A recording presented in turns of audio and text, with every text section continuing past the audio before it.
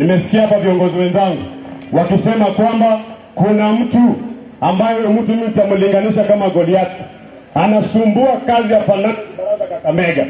Mimi nataka niwaambie kwamba sera sikia kwanza kidogo.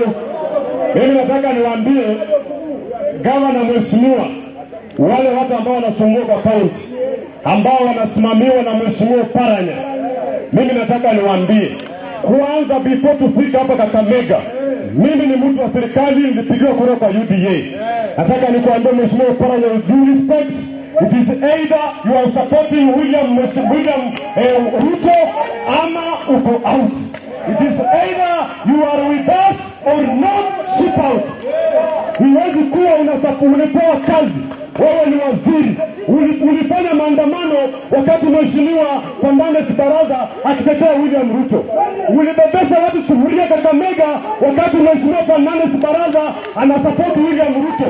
Sisi kama watu wa serikali, wacha nikwambie mbele ya kamera, candidate 2027 wa ugavana Kakamega County is none other than Fernandes Baraza.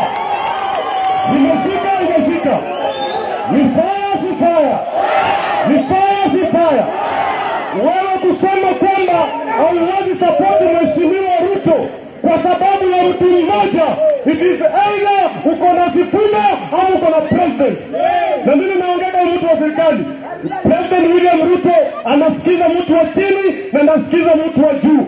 Kwa hii serikali, we are now demanding of the UDA members of Paranya power statement, useme kwamba una support Ruto au una support Sifuna. Hatutakubali wewe uko kwa serikali, unakula mshahara, uko na magari ya serikali, uko na polisi wa Ruto, na unatuambia huwezi support William Ruto, my friend. It is either uache hiyo kazi ama usupport William Ruto. Na hapa Kakamega, mimi niliambiwa masharti moja na serikali.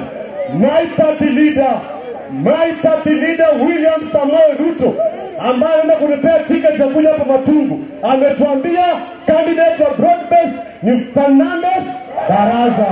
Ehuna Baraza tende mshalo.